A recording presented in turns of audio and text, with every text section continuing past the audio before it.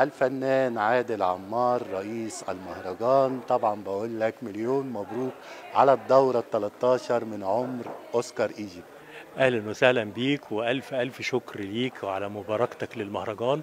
وأنا سعيد جدا جدا بوجودك معايا، لأنك أنت قيمة وقامة كبيرة جدا في مجال الإعلام، وبتشرف بيك. ربنا يخليك، ولازم أنا اللي أشكر حضرتك على تكريمي وتكريم برنامج وليود الشرق من خلال الدورة الجديدة للمهرجان. أنا لما باجي أكرم حد متميز، هذا الشخص المتميز بيضيف لمهرجاني. وانتم متميزين جدا، موجودين على السوشيال ميديا بقوة، بتعملوا لقاءات وبتغطوا بشكل عبقري جدا.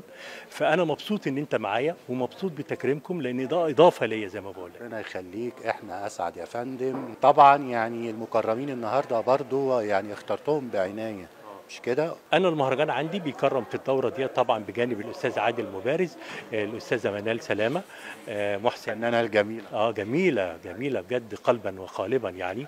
والاستاذ حلمي فوده، الفنان حلمي فوده. أستاذ محسن أحمد طبعا مدير التصوير. طبعا وحسام دياب المصور الصحفي، صديق الاستاذ عادل مبارز ورفيق رحله الحياه، واخد بال حضرتك. ومفاجاه بقى النهارده، حمدي حافظ.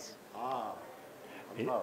لا ده أنا لازم أحييك مرة تانية، لأنه يعني حمدي حافظ من رموز الفن المصري، يعني أفلام السبعينات والثمانينات اللي الحقيقة كان على خلق، واخد بال حضرتك.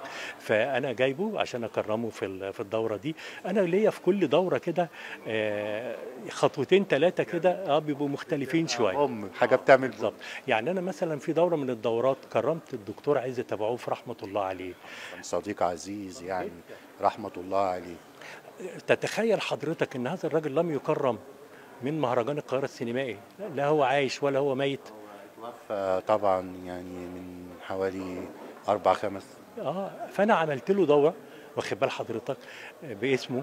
لان هذا الرجل كممثل كان عبقري جدا جدا جدا، كرئيس مهرجان سايب بصمه كبيره جدا على المستوى الانساني والفني والاخلاقي، كان عبقري جدا. فعملت له دوره، وكانت بحضور رحمه الله عليها مها ابو عوف، والاستاذه سهير عبد القادر، وهاني شنوده، واخد بالك، واخواته الفور ام. يعني بحاول بقدر الامكان ان انا مهرجاني يبقى له قيمه شويه في حته انسانيا يعني. صحيح. وعايز اقول ان دكتور عزت ابو عوف الله يرحمه كان صديق شخصي عزيز جدا، والتقيت بيه في عدد كبير من اللقاءات التلفزيونيه وايضا الصحفيه، وعمره ما اتاخر الحقيقه.